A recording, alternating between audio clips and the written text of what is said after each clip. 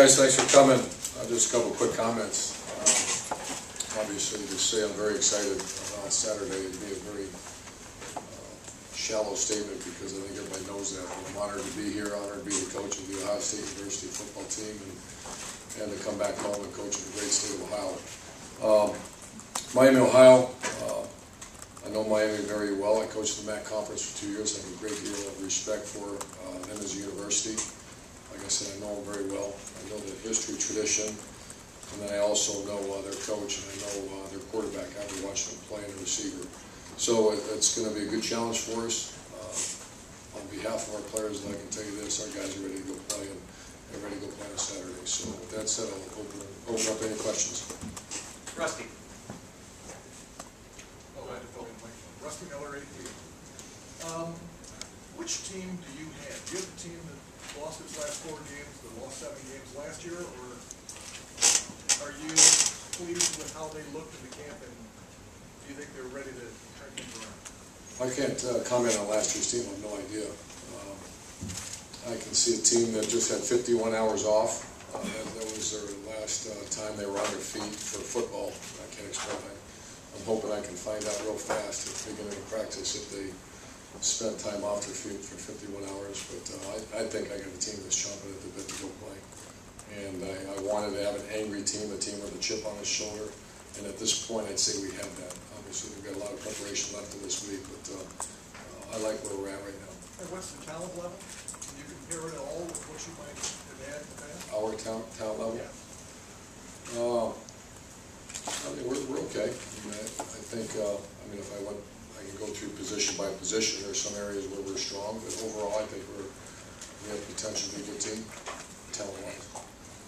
Now, there's some areas that really have to step up, are not battle-tested. There are others that are very battle-tested, but our linebacker position group is one that, there's some guys that really have to make improvements from a year ago, but they were young. The offensive skill has been well documented. That has to, obviously, from just statistical analysis, will tell you it was very poor.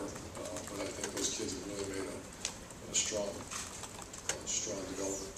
Have really been, Zach Smith and those guys have done a pretty good job. We have to get a lot better, but they are getting better. Middle green, Rob? Yeah, Rob Aller, Columbus Dispatch. Urban, there's a lot of excitement in the area and the state.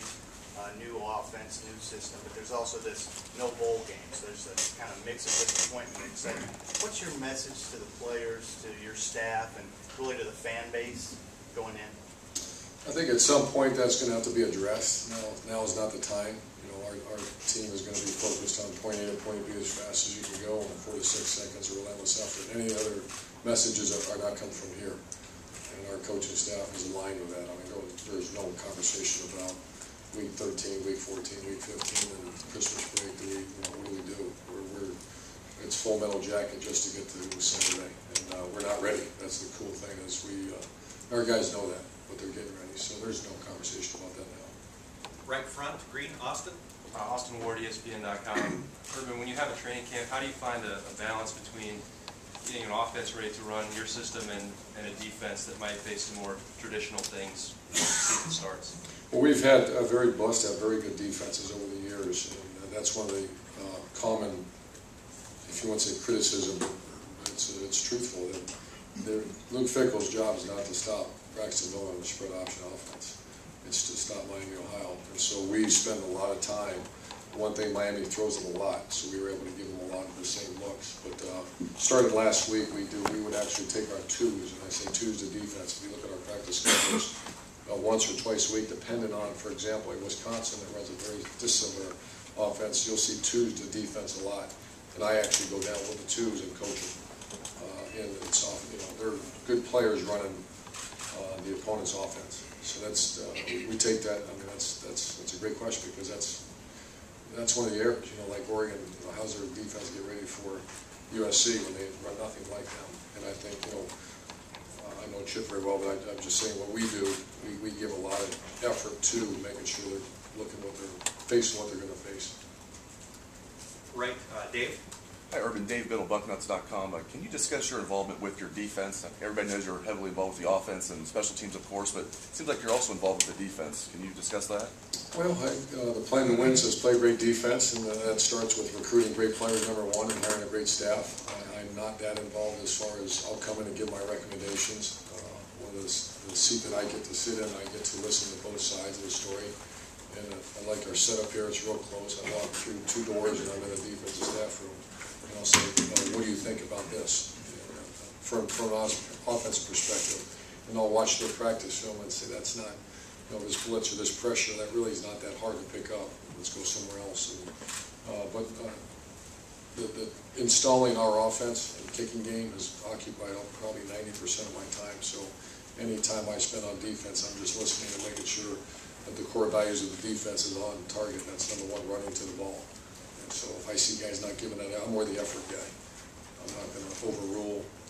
For example, during the course of the game, I might flip over and I'll say cover him, as opposed to, if I hear pressure, I'll say, no, cover him. But other than that, it's I let Coach Fickle install his defense with others on the staff, and they've done a good job. Back left, Clay. Yeah, Clay Hall, ABC 6, Fox 28. Coach, have you thought about maybe as a kid running out there, leading a team in the shoe, or is that stuff that's more reserved for kids? I mean, you talk about juice. Is that going to give you some juice? Yeah, I've got to, I'll have a few notes. I carry a little folder with me to keep my face in the game and not worry about when Hangout Subi gets played.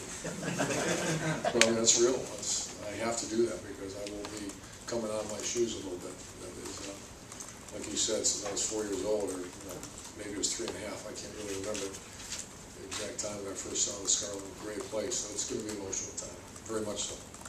Right front, Tim. Yeah, Tim May, Columbus Dispatch. Urban, when you look at that depth chart and stuff, who jumps out at you? Who made the biggest rise this preseason, in your opinion? Briante Dunn's listed as number 2, I think, a running back, and Nick Bennett, possible starter, one of the co-guys at tight end. I would have to say Corey Lindsley would be on offense, the guy that's made the biggest jump. He's gone from a nobody to the apex of our offense. That's the center, which in any offense, but particularly this one, the way we do things, that center's got to be a grown man. And I love Corey. I love who he is. I love his seriousness. I love the fact that he was honest about his, it wasn't a blame game. He didn't come and also blame the previous coaching staff. He blamed himself for his lack of production over the years. So he was without question, in my mind, the number one most improved guy. Carlos Hyde would be probably running a close second. And then Philly Brown is a guy that's really come on. So those are guys that, on offense, on defense, just from what I expected, Garrett Goebel, I didn't have any idea who he was, and he's a captain, and really playing very, very good football for us. Travis Howard is a much better player than he was. Those are the 2 on defense that really stand out to me that have made monumental, from my impressions of them then to now, those are the guys that really stick out. You think Howard getting pushed by Dorian Grant had something to do with that? I think anytime there's a little transition in coaching, you got Kerry Combs in there that doesn't really care about, he's going to go hard. And I always tell our players, one of 2 things are going to happen. The coach is going to change to work with you because you maybe don't like to get screamed at, pushed, or whatever, or you're going to change to the coaching style. And the latter is usually what is going to happen. Matter of fact, it's always going to happen. So Travis has really done a nice job, and those 2 got a great relationship. His work ethic, his practice habits, and really his footwork as a result of lazy. He just was a little lazy, and I see him much improved. Really like coaching him right now. He's a lot of fun to be around. Far left, Lori. Lori Schmidt, 97.1 The Fan. Coach, how do you just generally tailor your game week preparations? Hardest day, lightest day, the day that you hope to have the game plan in by, that sort of thing? And is there a day when, if an injured player hasn't played by that time, that you would just almost always count them out? Good stuff. The first one is we have a +1 week, so it's like a bye week. We're going to go full pads today, full pads tomorrow.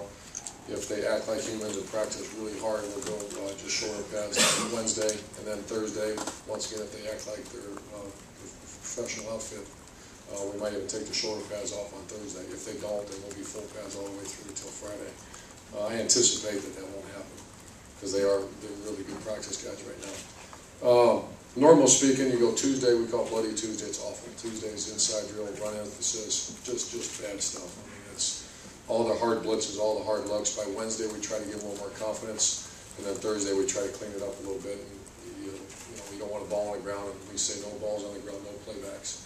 That means we're striving for game ready on Thursday. So Tuesday's awful, Wednesday is not as awful, and Thursday's getting ready to play. And Friday, go out and walk through. Far left, Mr. Lepresti. Yeah, Michael Presti, USA Today. Two-part question. Number one, you've obviously been through the anticipation of openers and first games of programs, but is there anything about this week that's really different? And the second part of that, have you had an easy time so far fulfilling the contract demands of the paper that came from? First one, it's just the fact that it's been a year away from coaching. Brand new staff. A year away from coaching, brand new staff, and it's my home where I'm from. So those are the three things maybe a little different.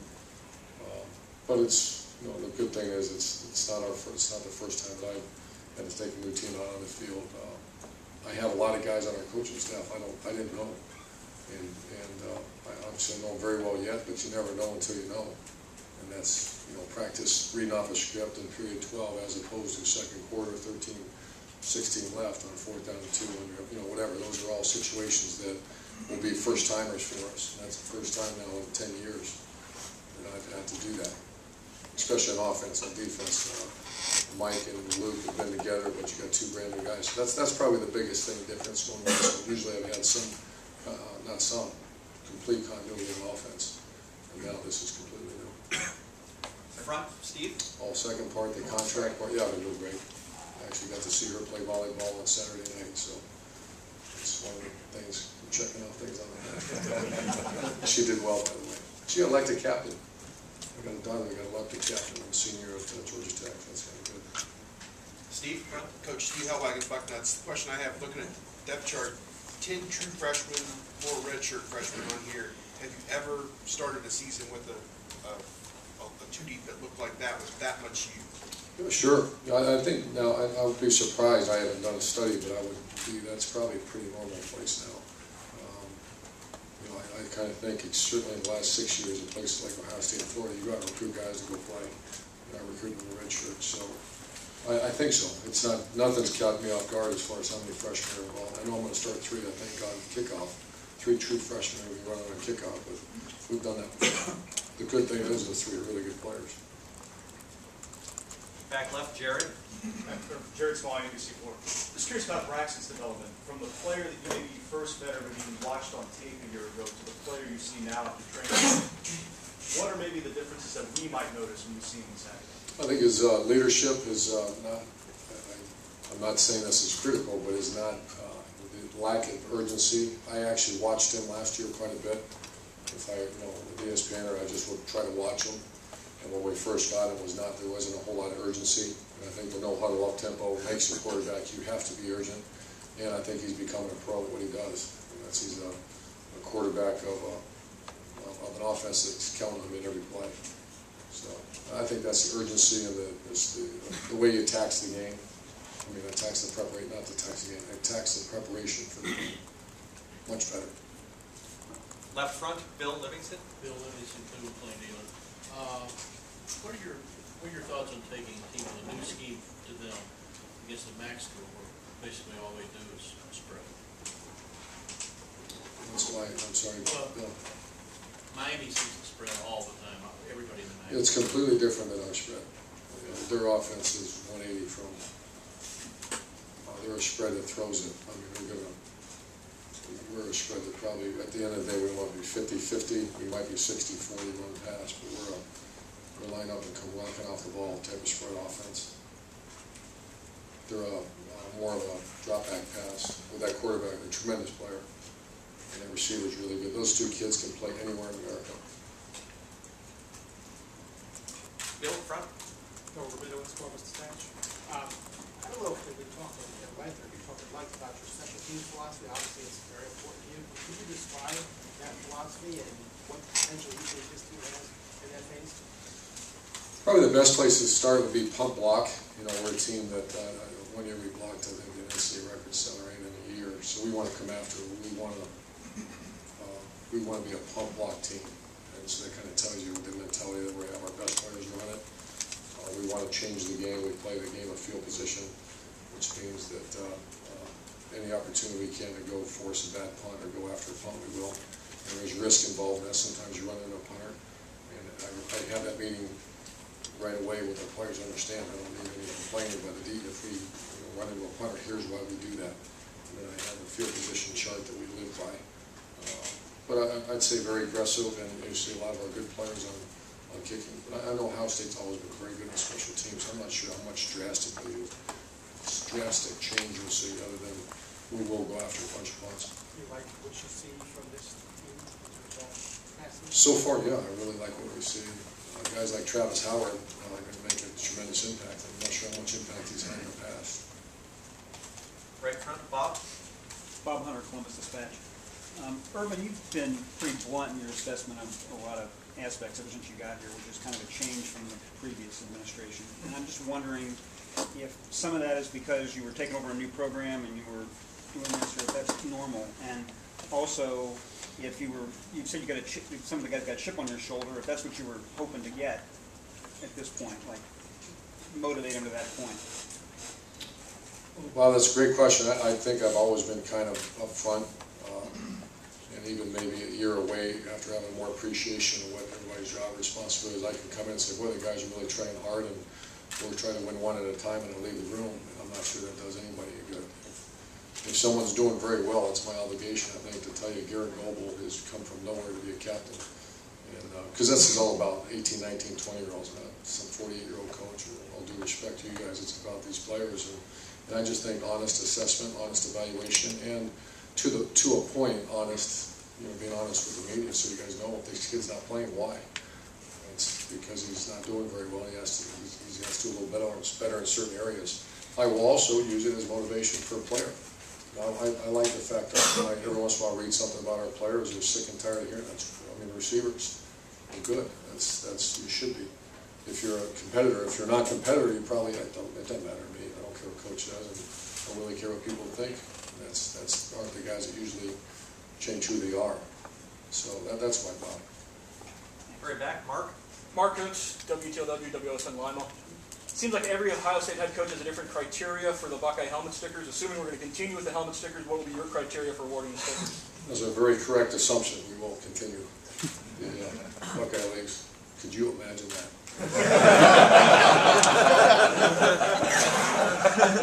Security everywhere I went. We're actually going to have a nice thing up in here, and Buckeye Leaves is something that I remember, and I want it. I mean, I know everybody's made it tremendous. I have two guys on my staff, former players, and I have Hake, and I love the Buckeye Leaves, man. I want it to mean something to them. We're going to call them up in front of the room, and it's going to be. I remember that back when Coach Bruce did that in 1986. I just sat back and went, wow, we got 8 Buckeye Leaves, and so it's going to be a huge deal. There is a little different. I'm sorry, who asked that question? There is a little different. We changed it, adapted a little bit. I wanted to make sure I'm not doing something I wasn't supposed to do with all the former players, and so it was approved. And it's a little different. We have team and individual awards like they've always had, but it'll be a little different. But to answer your question, it's going to be that'll be one of the biggest sources of inspiration and pride and reward system we have is to get a Buckeye League. Far right, Dom. Dom Taveri, WBNS TV. Coach, how comfortable do you think Braxton is heading into the season? How much time have you personally spent with him? And how's he picked everything up? And one other note, just the status on Nathan's leave. First, Braxton has come a million miles. I think he's fairly comfortable. Our goal is to make him not an athlete playing quarterback, but a quarterback that's very athletic. And that's what I just said. That's years of experience. He came from a very good high school program, so we're not starting off with a blank slate. Obviously, he's been a major college quarterback for about 90% or 80% of the season last year. So once again, it's not a blank slate. So I think he's fairly comfortable. I think that'd be a good question for you guys to ask him, because I ask him all the time, and I can tell. I know, Brian. I think you asked the question, how much time have I spent with him? A lot. And I can read him pretty good now. When he likes something, doesn't like something. At some point, maybe not this first game, but he'll actually game plan for us. We always have the opening script of plays that we want to run. At some point, he'll be the guy making that script and give him great input on this is what I want, because he's the one that has to pull the trigger. That second one, Nathan. Nathan is today's a big day for Nate. He's been up and down as far as he's trying his heart out. tough injury. I would hope they have him for a limited basis in the first game, but today's a big day for him. Because we rested, we worked, rest. Now we're in a game week, we got to find what we can do. But you're hoping he might get action Saturday? I'm hoping. Back left, Matt. Matt McCoy, WTV, and kind of dovetailing off Dom with Braxton. How far along from the end of spring, we talked about challenging those guys to do stuff in the summer and then early camp. Braxton, the receivers, and that offense as a whole, how far from the end of spring to now are you interested as anybody to see them in the game action? You feel like you got where they need to be? I'm pleased. Obviously, you don't know until you know, but I like what I've seen so far. They are a much different outfit than they were. The last week of spring, you started to see glimpses of something that looked like you could actually do some things. The first couple of weeks was really bad. And I've seen, they've worked. And we try to give credit where credit's due, and they worked really hard this summer.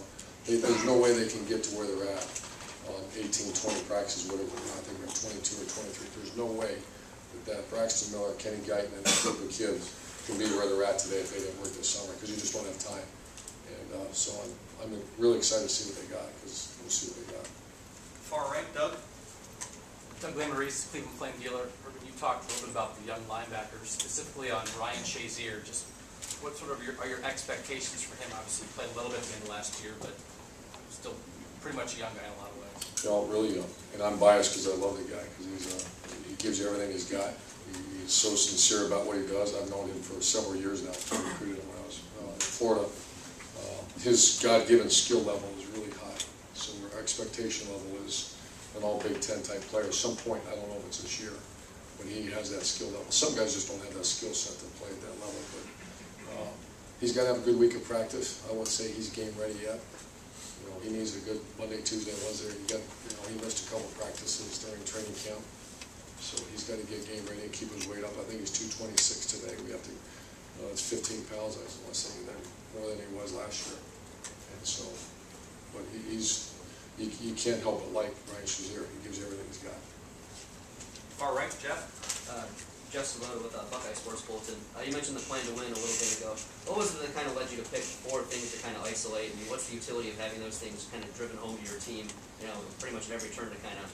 Well, I'll probably do that. I've done that for years, as they'll come in instead of once again to waste your guys' time and my time. And as Bob said, I'm going to try to be as blunt as I can. And why did we do well? Why did we not? And we have a plan to win here, and there's 4 things: play great defense, win the turnover, score in the red zone, and have a strong kicking game. And play great defense, for example, people first think, well, that means play good defense. No, the quarterback has to play really, really good defense. That means we're a little bit unique. On 3rd down and 14, we're not one of those teams that are going to throw it all the time 15 yards. Our objective to play great, if we have a plan to win, if it says just throw the ball and have fun and just whatever, then you throw the ball down the field. We won't do that. Our objective is to stay out of 3rd and 14 and be a manageable situation. So every 3rd day, for example, if I told you red zone is critical, obviously ball security, that's every coach in the country stands up and tells you that. But you'll see if Carlos Hyde's having a hell of a day and I see that ball come away from his body one time, he's out. He gets out of the game. If I see a quarterback not take care of the ball, he comes out of the game. And those kids all know that. And the same thing with receivers. When you say red zone every 3rd day in practice, spring practice, training camp, and during the fall, we go and spend the whole day down in the red zone. So we spend a lot of time down there. Understanding that it doesn't, like goal line defense, I want to say sometimes your defense at max gets it 12 to 15 times a game. However, that's the money down. So on offense, we get paid to score touchdowns, not kick field goals, so we spend a lot of time down there. And then great kicking game as I coordinate it, and our best players are on it, so there's an emphasis. So that's a little bit about our plan to win. But we'll talk about that every week when I come in and visit with you guys after a good day or bad day, and I'll explain to you did we follow the plan to win. It's amazing that when you have 2 good teams going against each other, it's those 4 categories. And it's just something for years and years when I was assistant coach, I used to sit and what are the critical factors? Because there's a bunch of them. You can come up with 87 parts to the plan to win. But those are the 4 that we manage the game with, I hire coaches with, we recruit players with. Those are the 4 things. Far back, Mark. Mark? Okay. Tom, Archdeacon, front here. Tom Archdeacon, MD. I just wanted to Russ to know if he reminds you of any quarterback you had in your career along the way, especially as his evolution as a leader, not so much on the field, but just his leadership. Yeah, Chris Leak. That's a great question. And Chris Leak is a guy that was not asked and just didn't lead very much. When we got down there, he was just finished his sophomore year, a very good passer, not a very good leader. Chris would tell you that. And he became a very good leader, won a national championship. So I saw, I would say Braxton Miller. This is not throwing Braxton or anything to us. It's just what I saw. There wasn't a whole lot of leadership between him and the receivers, and there was not a whole lot of relationship there. And now it's a much different animal. Dave Metzel, front, middle. Hey, Coach, Dave Metzel, 610 WTV and radio. You've instituted the quick cals as your new tradition for game day. I wonder if you could talk about if you think that benefits the students more, your team more, or who gets the most benefit out of that. Second part of that question is, on game day, will you maintain the walkover through Skull Session and then on into the stadium before the game? We just kept thinking of ways that I've always tried to, I think we always, sometimes not always, but we lose sight of why we do what we do, and one is to enhance the collegiate experience. I love students. It's why, a big reason why I do what I do and our coaches do what they do is we believe in that. In the spring we did a couple of functions with the students, including the town hall meeting, including the practice open with students. We were going to do a community service project. It was just too late to get that done. And then this is just something that I wanted to somehow tie our students in with our team. The great thing is, first year they're going to be here for the first 3 games. And so we sent out 50,000 or 60,000 emails with a YouTube video on it. And everybody has a dream. My dream is to see that entire stadium before a big game, getting ready to rock and roll. 23 minutes left. The last thing we do before we go in the locker room is address our student body with some kind of energy. And so for selfish reasons, maybe our guys will, that helps them get ready to play, but I think also in an unselfish reason is giving ownership of the program to our students, which is every kid wants to be part of this team, every student at Ohio State. I would think, maybe not every, but majority. So that's just our way of giving back. And we will certainly continue to. Now, I've never witnessed that. When we were here in Ohio State 25 years ago, there was not that. I even asked them, they weren't sure when that started, but I think that's a great idea, and I can't wait to be part of it. Including the stop and the Skull Session. Absolutely. And all that stuff. Yeah. Front, Dave Hackenberg. Dave Hackenberg, Toledo Blade. You said you want an angry team with a chip on its shoulder, yet you said you didn't want to comment about the past, or you haven't thought yet about week 13, 14. What do you want this team to be angry about? Well, they're not very well thought of. They've lost a lot of games, most games since 1800s or something I read somewhere. There's a lot of reasons that, the John Simons, Sabinos, and those kind of guys, that's their legacy. They're going to be known as that group. And so I don't want them to be that group. And that's part of the angry. And there's a lot of men, not one thing to do with anything. So like you said, I'm speaking a little bit over the fork tongue. I don't want to talk about it at the end of the season. However, I'm going to utilize any form of motivation that I can to get guys angry. Because I love coaching angry teams. There's nothing like it. There's nothing like a group of kids that, that really want to prove someone wrong or prove something to someone. And that's every coach's dream, as opposed to the fat cat that sits back and, hey, we're good, don't worry about it. Time for a few more questions. Rusty? Dovetailing on Rusty number 8, dovetailing on what Dave just said. 2011 was a bad year around here, not just on the field, but off with the NCAA and everything else. Has the book been closed on that, or is that something there's still lingering aspects to that? Is that something you told the players, look, forget about all that, just a fresh start, none of that matters, don't even bring it up again? No, we had all kinds of compliance. If you're talking about the NCAA issues, yeah, just they're everywhere around here because we have all kinds of compliance sessions that we have to go through. There's not a day go by that we're not at least addressing it, looking for things to make sure, because we've done this a long time. The amount of stuff that's out there is incredible. So it's just constant education and constant reminders about it. I meant more or less the lingering things for the players that, like you said, they were beaten down by everything that had taken place last year. Did you just tell everybody, look, everything that happened in the past doesn't matter to us, this is all new to us, and it's going to be new to you? I don't know. I think it depends on the day. If I want to make them angry, then I can fire some shots at them. My job is to motivate 118-year-olds. You guys try to figure it out for me. If I see a window opening to go, piss someone off and get them to go a little harder today, they know to do that a little bit. So. Right in front, Tim. Yeah, Urban, when you were here last on an Ohio State staff type thing, you watched your man who became your mentor, almost like Godfather guy, Earl Bruce, get fired here. Very few coaches have ever left here on their own accord. Or what tells you that? I haven't coached the game yet. Yeah. What tells you about the embarkment is what tells you now you're equipped? I mean, how much better equipped are you than when you left here back in '87 to How much deal better with equipped than '87? Yeah, you know what I'm saying? I mean, it's like it's a tough job. My lifestyle in '87, if I didn't eat, if I didn't know what the happy hours were, or if Wendy's didn't have their $2 special on salads, I think so, and training table wasn't open. I just think that obviously the journey traveled makes you, am I ready for this? I don't. We'll all judge that here probably in the next week, or the next 2 weeks, next 2 years. So I'm not even concerned. That's the kind of neat thing about where I'm at in my career. I don't care. I want to really work on getting this team ready for Miami, Ohio. I mean, everything I got. I'm not worried about, what's the legacy, what's this, what's that. I want to make the great state of Ohio proud and go win this darn game coming up. And look good doing it. Our kids deserve that. Our players, I tell you, they deserve that. Our players deserve to play well on Saturday. So it's our job of our coaches to get in positions to play well. You brought up something in that all-access thing that was interesting to me.